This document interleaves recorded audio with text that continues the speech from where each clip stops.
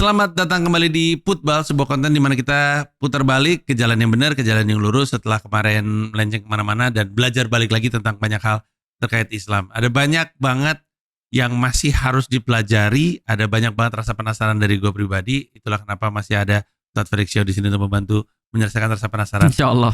Nah, yang episode kali ini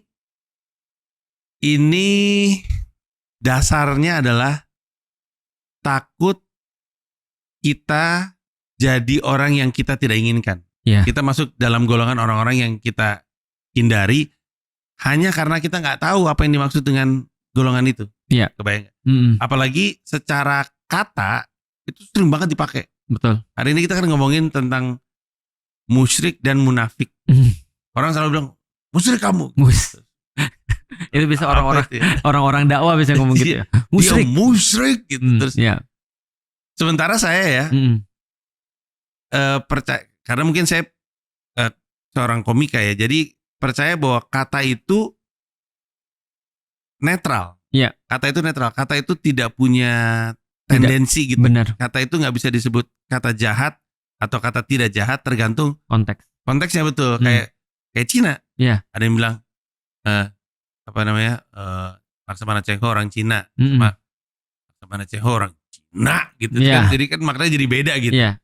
Saya tuh kadang-kadang ngerasa apa kata musyrik, kafir, munafik, apakah itu sebenarnya netralnya tuh apa dan apakah kita suka menyalahgunakan gitu. Yeah, baik. Jadi hari ini kita banyak ngomongin soal itu. Saya yakin kan ya musyrik, munafik, kafir ini adalah hal-hal yang ya mesti dipahami secara basic gitulah.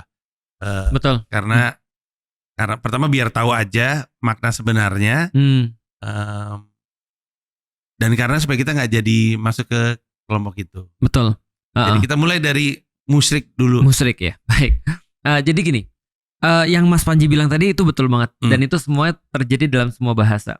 Jadi bahasa-bahasa itu sebenarnya dimaknai harusnya dari frasa, bukan dari kata doang. Karena contoh ya, kata-kata musyrik ketika tidak disampaikan konteksnya apa itu menjadi sesuatu yang mungkin sangat berbeda seperti yang ditujukan. Seperti juga kata kafir misalnya. Nah, mungkin kita coba untuk ngambil kata kafir dulu ya sebelum kita masuk ke musyrik ya. Menariknya ada satu referensi yang aku dapat bahwasanya kata-kata kafir itu berasal daripada petani. Petani itu adalah kafir dulunya sebelum datang Islam. Nah, jadi nggak enak kan ya kalau zaman sekarang petani sebut kafir gitu kan. Nah, jadi kafir itu artinya petani. Petani bingung salah saya apa. Nah, karena frasanya begini. Petani itu kerjaannya adalah dia membuat lubang. Nah, setelah dia membuat lubang, maka dia melakukan namanya infak. Infak tuh nanam benih namanya. Makanya kalau sekarang kita kayak infak gitu kan ya, kita bilang kita lagi infak nih, infakmu berapa? Kita lagi sejatinya nanam benih sebenarnya. Nah, ketika dia sudah melakukan proses infak atau masukin benih itu, maka dia tutup dengan tanah. Proses menutup benih dengan tanah itu namanya kafir. Namanya kafaro, mengcover. Nah, bahasa Inggris jadi cover. Nah, cover itu adalah pelakunya namanya kafir, orang yang menutup. Berarti kafir artinya adalah orang yang menutup hatinya daripada hidayah.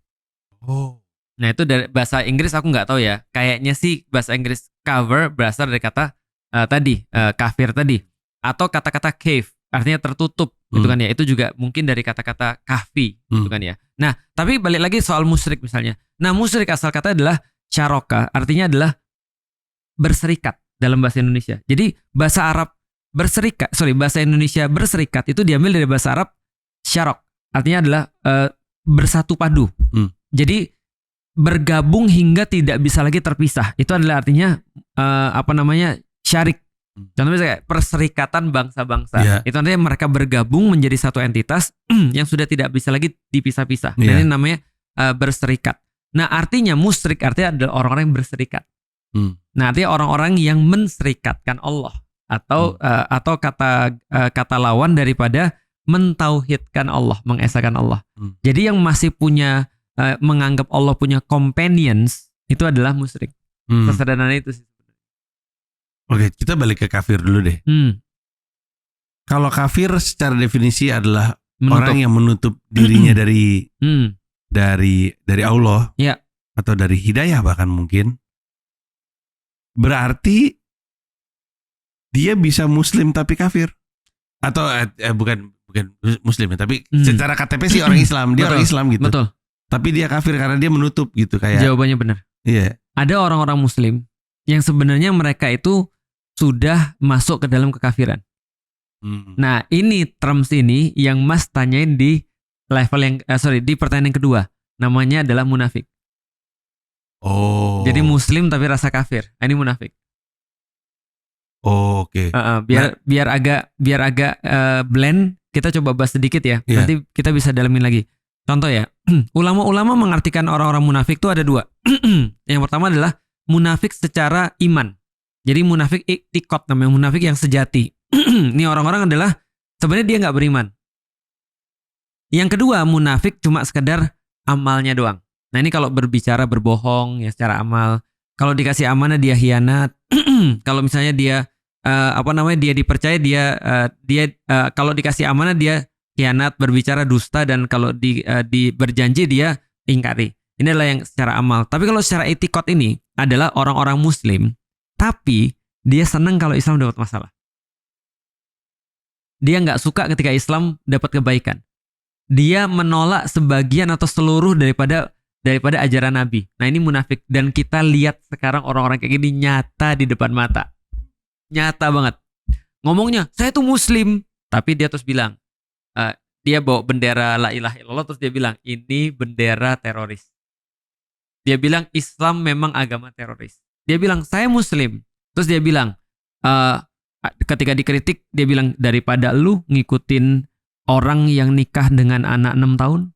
Nah itu ini contoh munafik nih. Jadi dia ngakunya Muslim, tapi sebenarnya dia bukan.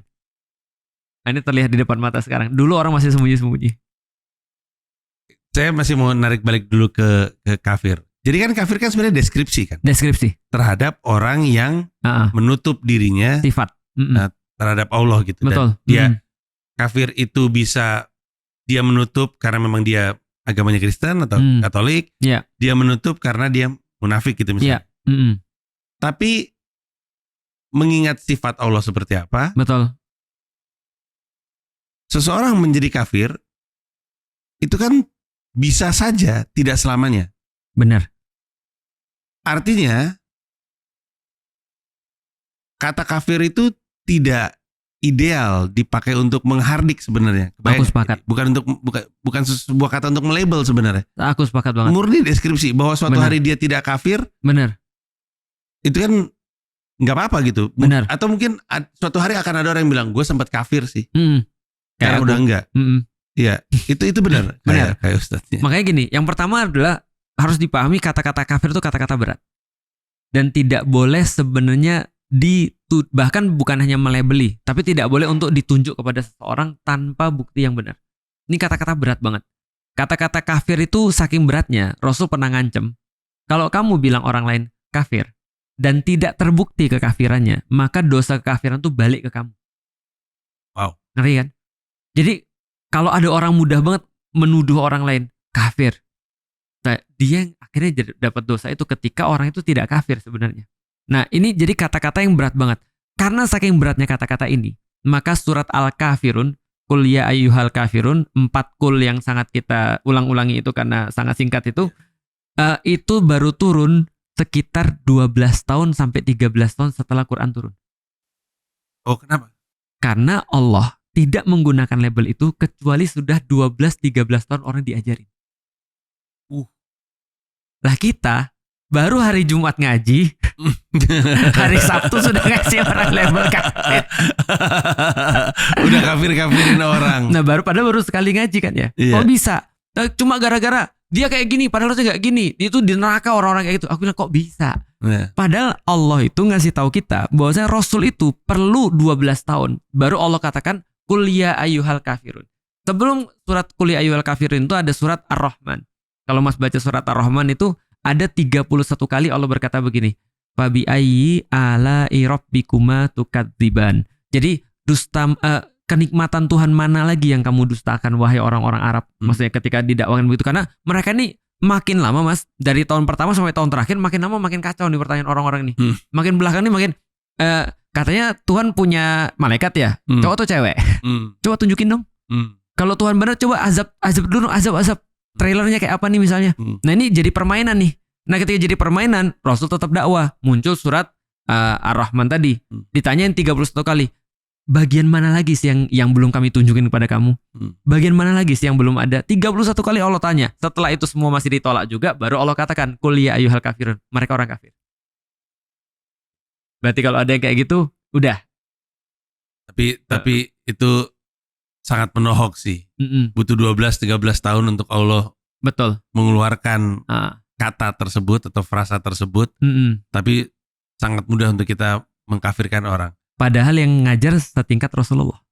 12 tahun. Artinya gini, kalau kamu udah ngajarin orang 12 tahun, nggak ngerti-ngerti juga, bolehlah kita bilang dia bego. Iya, 12-13 tahun nih soalnya. Betul. Itu yang ngajar Rasul. Ini yang ngajarkan kita. Janjian kita yang bego. Iya, betul. Yang nggak bisa ngajarin, kok tiba-tiba kita bilang kafir. Iya. Nah itu menurutku sih nggak fair sih. Oke, gimana kalau kan kafir kan tertutup gitu ya? Iya, menutup. Nah, gimana kalau gimana cara ngomongnya? Dia kafir, tapi bukan dia yang nutup, ditutupin orang. Iya, ditutupin orang. Kayak ambil contohnya, jadi buat saya ya, mungkin saya salah juga sih, tapi mungkin buat saya terasa aneh untuk bilang orang kafir kalau dia seperti itu karena dia ditutupin sama orang tuanya gitu. Betul. Kan atau orang tuanya yang nyuruh dia seperti itu. Benar. Atau kondisi atau apa gitu kan ya. Iya. Nah, kalau memang dia belum pernah mendengarkan dakwah Islam sama sekali, maka aku bisa dengan pasti mengatakan mereka tidak akan diazab oleh Allah. Mereka pasti masuk surga. Karena Allah bilang di dalam Al-Qur'an, wa makunna mu'adzibin hatta nab'atsa rasulan. Gimana kami bisa menghukum satu orang atau satu kaum padahal tidak datang atau belum datang petunjuk kepada mereka atau rasul pada mereka. Ibaratnya gini, kalau ada guru, terus dia bilang tiba-tiba ya, oke, hari ini, besok kita exam. Orang bilang, kapan lu ngajarnya? Iya, betul. Lah ini kan nggak fair kan ya? Iya. Nah maka exam itu hanya dikasih bagi orang yang sudah diajarin. Nah pertanyaannya adalah, ini kalau udah pasti dia belum pernah dengar ya. Nah ini pertanyaan yang abu-abu. Gimana kalau zaman sekarang orang sudah dengar Islam, tapi tidak seharusnya? Gitu maksudnya. Artinya sesuatu yang mungkin membuat dia tidak tertarik dengan Islam. Atau kita sebagai seorang muslim belum maksimal dalam mendakwakan Islam. Yang dosa kita. Sama seperti ketika tadi di kasus yang pertama, yang dosa juga kita. Kenapa? Karena dalam kasus ini kita harusnya kan mendakwakan Islam. Tapi apapun yang kita dakwakan ini ternyata belum masuk secara sempurna kepada dia. Karena kita belum maksimal ya. Berarti dosanya kita. Kenapa kita tidak mendakwakan Islam secara maksimal? Contoh misalnya ya. Sekarang tuh ada muncul religious trauma. Iya, karena banyak orang-orang di masa-masa kita nih Mas, hijrah, dan dia punya anak. Dia jadi sangat strict pada anaknya. Sehingga seolah-olah gini, dia berpikir gini, karena mak dulu nggak bisa begini, atau karena bapak dulu nggak bisa begini, kamu yang harus taat nak. Anaknya trauma. Jadi ngelihat agama tuh cuma jadi kayak sesuatu yang dipakai orang tuanya untuk neken dia doang. Nah ini kan artinya cara memperkenalkan Islam yang nggak bagus. Gara-gara kita ribut, gara-gara kita terus kemudian menampakkan Islam yang kayak ngeri dan segala macam, semuanya serba strict dan seterusnya. Padahal Islam nggak se-strict itu cuma Islam versi kita misalnya. Tapi gara-gara itu orang-orang banyak ngelihat terus nggak jadi masuk Islam. Itu banyak loh Mas kejadian kayak gitu. Ada orang benar-benar dia tertarik banget sama Islam, tapi dia nggak mau masuk dalam Islam. Kenapa? Karena kita ribut. Nah itu menurutku ya kita yang dosa sih. Dan itu dampaknya menambah jumlah orang kafir. Benar. Ini gue berhati-hati banget nih ngomong gini karena gue tahu kata kafir itu sering dipakai untuk makian, tapi gue lagi tidak menggunakan itu sebagai makian gitu. Gue lagi menggunakan itu. Itu dia maksudnya. Karena tadi banyak orang-orang Islam jadiin itu sebagai makian kan. Kafir misalnya. Dasar kafir misalnya dan segala macam dipakai di TV dan segala macam. Menurutku itu sudah verbal abusive sih. Iya. Sebenarnya kan penggunaan kalau saya jadinya Ustaz menggunakan kata kafir adalah saat ini ya emang lu lagi kafir sih. Saat ini sih lu kafir gitu. Lebih enak ngomong kayak gitu karena itu kan sebuah kondisi pada dia gitu kan. Kayak apa ya? Kayak ngomong ngantuk tapi ntar ada yang marah lagi.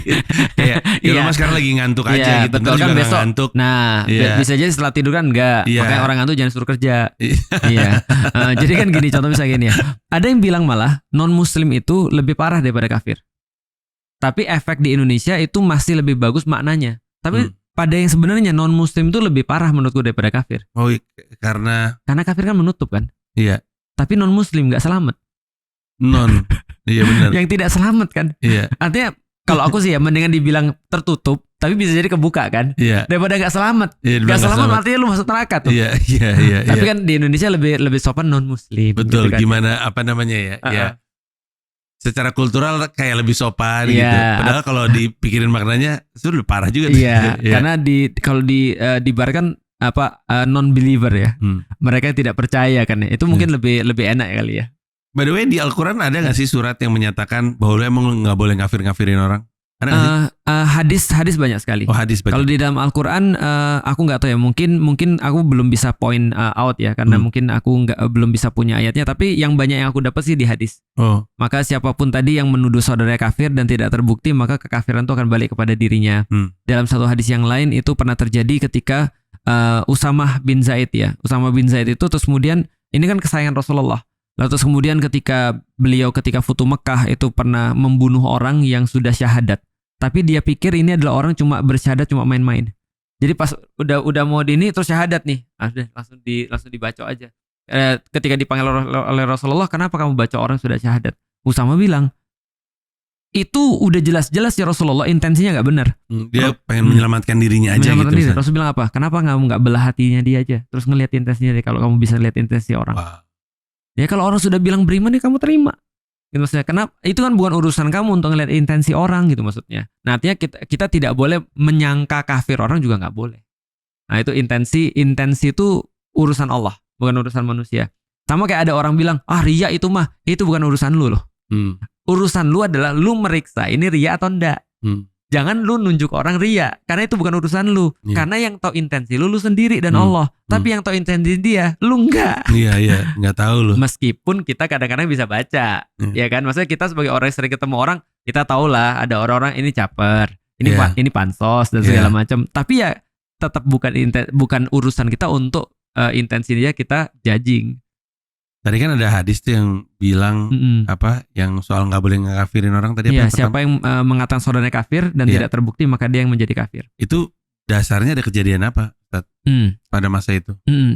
Aku pikir mungkin ada orang-orang yang juga sama seperti itu ya. Jadi Rasul melihat ada satu periode di mana orang pada begitu. Iya. Karena itu ciri-ciri orang baru belajar sesuatu. Iya nggak sih kayak kita baru ngerti. Iya.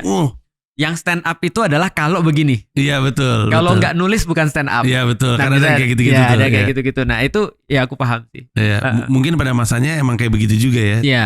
Pasti ada kejadian-kejadian sehingga Rasul bilang begitu. Dan pada saat yang bersamaan mungkin Rasul juga melarang hal-hal seperti itu karena kita ngomong ini berulang-ulang. Yang paling penting kan bukankah persatuan umat kan. Betul. Jadi kalau misalkan orang kita dorong menjauh. Ya nggak numbuh ini si Islam yang lagi kita ingin coba untuk tumbuh kembangkan ini jadi nggak nambah kalau misalnya setiap kali orang lu kafirin terus gitu lu dorong menjauh bukannya lu rangkul gitu. Itu yang menarik. Yang setelah terjadi di zaman Rasulullah banyak sekali orang-orang muncul yang aku pernah cerita orang Khawarij yang mereka tuh mudah banget mengkafirkan orang. Jadi Khawarij ini artinya adalah keluar daripada Islam. Karena Rasul ketika masih hidup bilang begini, nanti setelah aku kalian akan nyaksiin orang-orang yang bacaan Qur'annya lebih bagus daripada kalian. Lebih panjang sholatnya daripada kalian. Lebih bertakwa kelihatannya daripada kalian. Tapi kata Rasul, tapi Islamnya tidak kecuali sampai tenggorokan doang. Tapi gak masuk ke hati kata Rasulullah. Dan mereka akan keluar daripada Islam lebih cepat daripada anak panah yang dilepaskan. Nah ini kata Rasul namanya kaum Khawarij. Artinya keluar. Nah kaum Khawarij ciri-cirinya adalah mudah mengkafirkan orang lain. Maka suatu waktu ketika terjadi di zaman Ali bin Abu Thalib itu diminta kita perangi aja orang-orang ini. Ali bilang apa? Enggak, mereka saudara kita, cuma lagi tersesat. Lalu kemudian diminta Ibnu Abbas, salah satu orang yang pintar banget, anak muda, turun debat sama mereka. Ibnu Abbas cuma bilang begini, guys, mereka katanya ada sekitar berapa ribu orang gitu. Guys, kalian ngapain sih?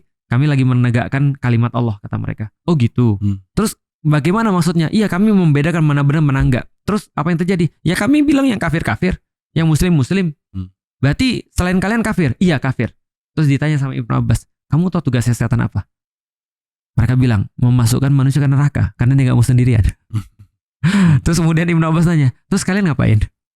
Setengahnya tobat. Karena mereka sadar, iya juga ya. Orang setan itu tugasnya adalah memasukkan orang ke neraka. Lah kita ini lagi masukin orang ke neraka nih. Kita ngambil tugas setan nih. Kita ngambil tugas setan. Maka mereka, ya udah kita balik lagi aja. Nah jadi setengahnya balik gara-gara tugasnya adalah sama kayak tugas setan kan. Aku bilang gini, aku masuk Islam perlu 5 tahun mas nyari Islam. nyari Islam sampai dapat Islam. Tiba-tiba pas masuk Islam, ada juga orang-orang kayak gitu datang ke aku 3 pekan setelah aku masuk Islam. Yang kamu buat tuh bukan Islam. Kamu tuh sebenarnya bukan, kamu nyangka kamu Islam tapi akidah kamu nggak benar. Aku bilang gila, kalau akidah nggak benar berarti kafir dong aku. Dia bilang iya sampai kamu bertobat. Aku bilang gila, 5 menit, gue 5 tahun masuk Islam, 5 menit lu ngeluarin gue dari Islam semudah itu gitu maksudnya. Lu nggak nanya gue beriman pada Allah kah? Atau nggak nanya aku masih rukun iman kah? Aku masih rukun Islam kah? Kok begitu mudah? 5 menit dia keluar aku dalam Islam. Bilang ya itulah sih. Tapi di sini saya udah mulai dapat sesuatu yang saya cari gitu kan. Dari definisi kafir, saya tahu bahwa bisa jadi ada masa dalam hidup saya dan mungkin gak jauh-jauh amat dari sekarang. Memang saya mengaku sebagai Islam, tapi ya tertutup aja hatinya. Betul. Ada masa-masanya di mana mungkin secara definisi ya saya kafir juga gitu karena mungkin saya munafik gitu ya karena ngakunya Islam tapi kok lu nggak beriman gitu, nggak melakukan apa yang diperintahkan.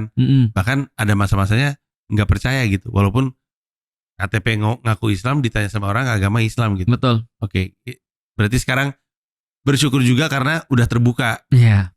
Itu satu. Nah musyrik nih. Musyrik itu kan tadi kita sempat bahas sekilas ngegrupin ya, mengelompokkan Allah dengan yang lain. Padahal Allah kan harusnya tunggal gitu. Betul. Ya. Kayak istilah yang sering saya dengar tuh menyekutukan. Bersekutu artinya berserikat kan? Iya. Nah kalau gitu coba kita lihat ya. Ada 2 mas. Dan yang kedua yang paling parah. Bikin kamu geleng-geleng. Jadi yang pertama adalah secara fisik tidak mengesahkan Allah. Jadi dia bilang ini adalah Allah, ini adalah yang lain, ini ada yang lain. Secara fisik. Kayak misalnya dewa-dewa Yunani. Itu kan ada tritunggalnya Yunani kan ya. Ada Poseidon, ada Zeus, dan ada Hades kan gitu kan ya. Nah, ini mereka katakan ini adalah kekuatannya hampir-hampir setara. Nah, itu adalah definisi fisik dia menserikatkan Allah. Nah, berarti Tuhannya banyak. Tapi yang terjadi di dalam orang-orang Muslim adalah sebenarnya bukan menserikatkan dari segi itu. Coba lihat ya. Pertanyaan pertama, Mas insya Allah bisa jawab lah. Mas tahu siapa Tuhan orang Arab sebelum Allah? Tuhan orang Arab sebelum Allah? Atau Tuhan orang Arab sebelum Islam? Gak tahu Ustaz. Allah. Sebelum Islam. Sebelum Nabi Muhammad. Allah. Buktinya apa? Karena Nabi Muhammad bapaknya namanya Abdullah.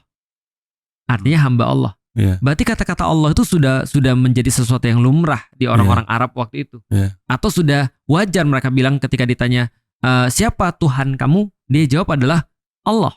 Makanya nama bapaknya Nabi Muhammad adalah Abdullah, hamba Allah. Nanti udah biasa. Pertanyaannya kenapa masih dikatakan kafir Quraisy yang jahil atau musyrik?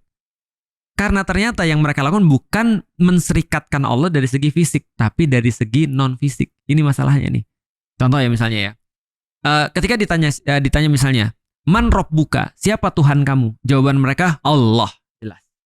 Tapi ketika mereka ditanya, man ilahuka, siapa ilah kamu? Mereka jawab Lata, Uzza, Manat, Hubal, dan segala macam. Oh iya, Tuhanku Allah. Tapi kalau aku lagi susah nih, aku mintanya sama Lata. Kalau lagi mau panen nih, aku mintanya sama ini. Kalau lagi susah nih usahaku, aku mintanya sama ini. Kalau aku lagi bingung mau kemana, aku doanya sama ini. Nah ini artinya adalah Allah itu cuma sekedar pencipta, tapi nggak ngatur. Allah itu cuma pencipta, tapi bukan tempat minta perlindungan. Nah ini namanya adalah syirik nih. Ini definisi syirik non fisik. Pertanyaannya kalau kita sekarang gitu atau enggak sih? Ada yang kayak gitu sih. Even aku. Makanya kan orang bilang gini, ulama bilang gini, tidak ada satupun manusia yang lepas daripada sifat syirik. Tidak ada satupun, kecuali Nabi Muhammad tentunya ya. Karena even kita juga sama, cuma kita nggak syirik yang besar aja mas. Tapi kadang-kadang ya, contoh, kita pergi ke dokter, kita minum obat karena merasa obat itu nyembuhin kita, itu bagian daripada syirik.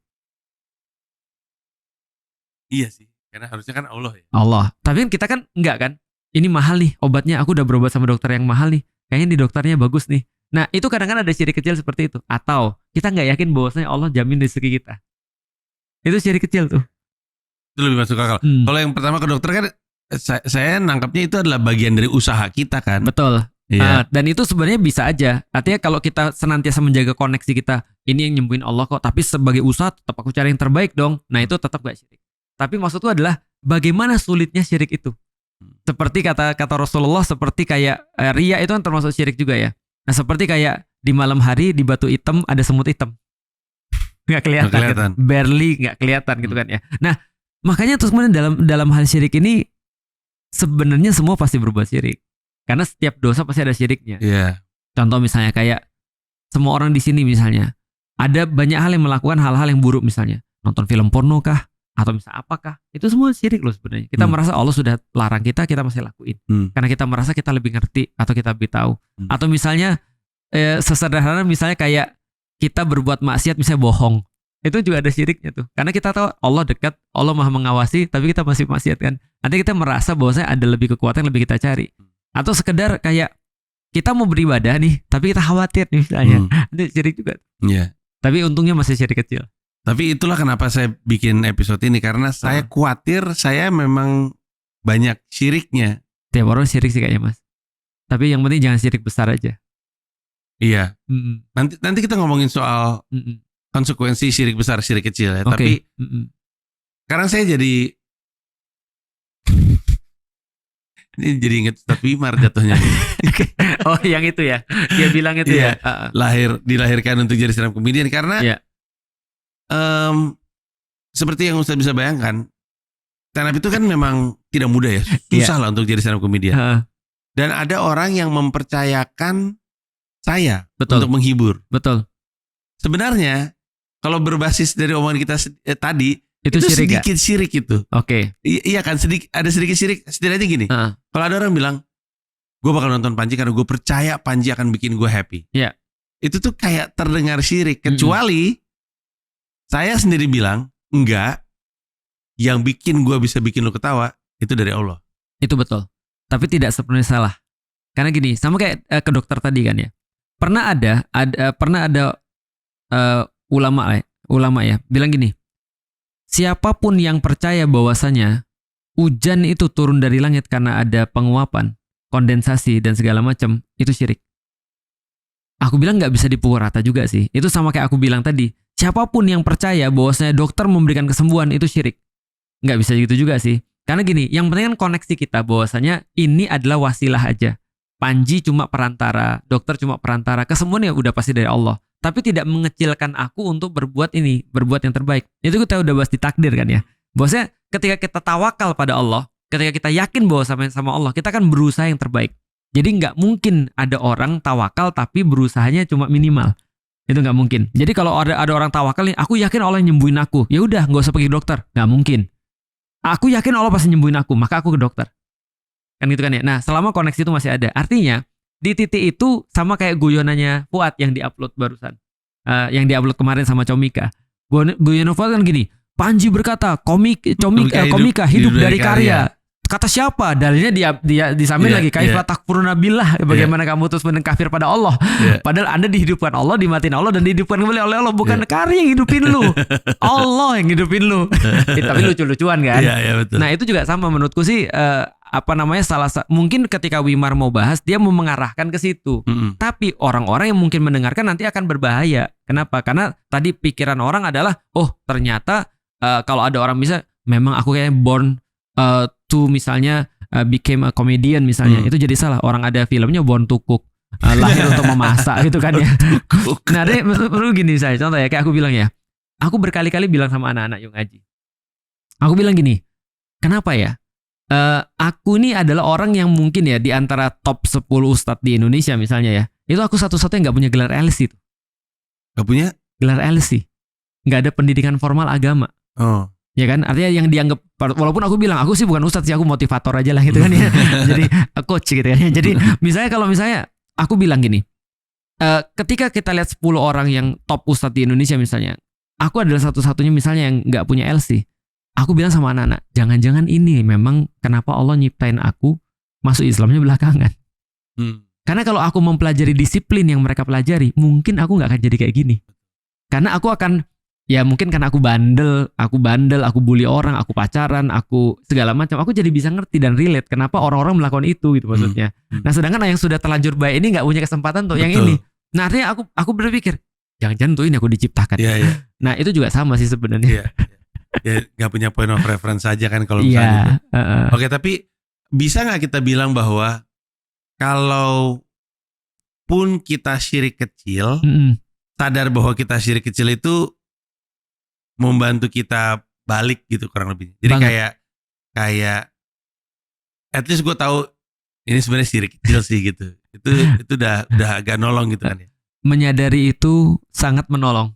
Karena itu sudah setengah daripada menyadari dan mengaku itu sudah setengah daripada ampunan Allah. Maka kita lihat semua formula-formula orang minta ampun, termasuk Nabi Adam ketika minta ampun sama Allah, Nabi Yunus ketika minta ampun sama Allah, semua ada pengakuan. Aku yang zalim ya Allah, aku yang zalim ya Allah. Nah itu sudah termasuk pengakuan. Yang nggak boleh meremehkan syirik kecil, itu nggak boleh. Oh, nggak boleh meremehkan syirik kecil. Nggak boleh meremehkan. Tapi kalau kita sadar, ini kayaknya syirik kecil ya udahlah kita perbaiki. Itu karena syirik kecil itu kalau kita biarin lalai, lengah, terus mengarah ke yang jadi nggak percaya sama sekali gitu. Dan juga tadi kata ulama-ulama, jangan pikirkan tentang maksiat yang kamu lakukan kecil atau besar, tapi pikirkan kepada siapa kamu bermaksiat. Nah, itu senantiasa penting tuh. Sama kayak yang dikasihkan, yang diberikan itu tidak sepenting yang memberi. Nah maka siapa tempat kita bermaksiat itu lebih penting daripada maksiat. Oke. Nah syirik besar dan syirik kecil itu konsekuensinya beda dong. Beda. Syirik besar itu kan mengeluarkan orang dari Islam. Oh. Iya.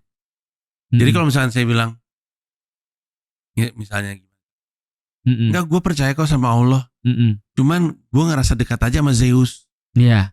Itu udah. Itu sudah mulai syirik besar.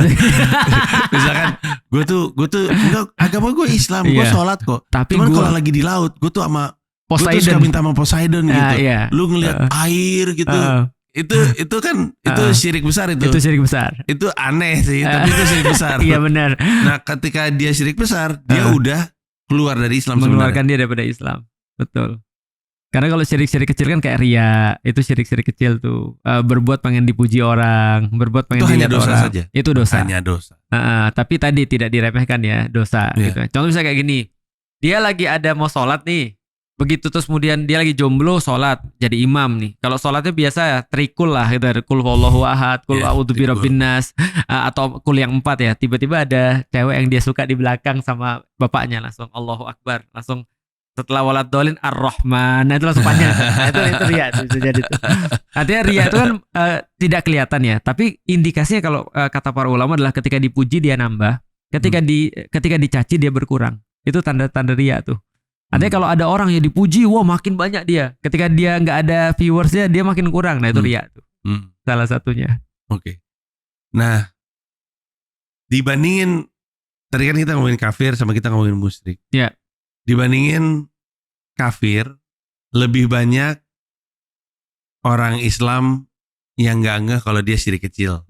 Karena kalau kafir kan dengan lebih definitif dia bisa bilang gue ini menutup diri sama Allah atau enggak kan gitu. Betul. Cuman kalau syirik ini lebih sehari-hari gitu. Jadi lebih banyak orang yang kayaknya mesti diingatkan bahwa hati-hati dengan apa yang lu bilang dalam hati karena itu syirik kecil. Benar. Kelengahan ini kan yang dikhawatirkan kan. Benar. Takut orang nggak ngeh kalau itu tuh syirik gitu. Karena setan ngambil daripada yang detail kan. Yang kecil-kecil kan. Oh gitu. Dan secara teologis kalau kita ambil definisi daripada Al-Quran, syirik atau musyrik, orang-orang yang syirik ini bagian daripada kafir. Ulangi? Syirik ini adalah bagian daripada orang-orang kafir. Jadi Allah katakan innalladzina kafaru min ahlil kitabi wal musyrikin. Ada orang-orang yang terus kemudian kafir itu bagian daripada ahli kitab dan orang musyrik. Nah, jadi ahli kitab ini disebut kafir juga, orang musyrik juga disebut kafir juga. Ahli kitab tuh ini maksudnya. Ahli kitab yang dikasih kitab. Selain Muslim ada Yahudi, umatnya Nabi Musa itu ahli kitab. Umatnya Nabi Isa itu ahli kitab. Umatnya Nabi Ibrahim itu ahli kitab dan seterusnya. Oke, ya intinya yang beragama lain. Beragama samawi lah gitu. Yang beragama samawi. Tapi kalau dari segi teologis yang kayak Buddha gitu misalnya kayak Hindu itu termasuk musyrik sebenarnya. Tapi balik lagi ya, ini adalah definisi teologis yang tidak kita niatkan untuk menghina atau apa. Dalam Al-Quran, mana yang lebih diperingatkan untuk tidak menjadi kafir atau tidak menjadi musyrik? Yang lebih diingatkan adalah untuk tidak jadi musyrik kayaknya. Karena musyrikin ini adalah orang-orang yang benar-benar tadi kan ya sudah benar-benar jatuh kepada problem yang lebih besar secara makna teologis. Karena lebih jauh lah. Contoh kayak gini deh. Kalau aku berdakwah sama orang-orang Hindu atau orang-orang Kristen ya, aku lebih mudah harusnya berbicara sama orang-orang Kristen, sama orang-orang Hindu. Berarti kan kalau ini adalah kafir ahli kitab, ini adalah kafir musyrik kan gitu kan ya. Jadi musyrik ini udah kayak yang lebih susah lah daripada yang kafir ahli kitab sebenarnya. Cuman kalau yang benar-benar efeknya berbahaya itu justru ada pada munafik. Ini yang paling berbahaya. Makanya kalau kita pernah bahas tentang Al-Quran itu menjelaskan tentang 3 tipe manusia. Masih ingat Mas ya? Yang ayat surat Al-Baqarah ayat 1 sampai dengan 5 itu berbicara tentang orang-orang beriman. 6 sampai 7 itu berbicara orang kafir, cuma 2 ayat. Sisanya 8 sampai 20 itu adalah tentang orang-orang munafik. Dan efeknya memang besar sekali nih orang-orang munafik ini. Oke. Orang munafik. Tadi kan kita ngebahas munafik sih ketika kita lagi ngomongin soal kafir. Betul.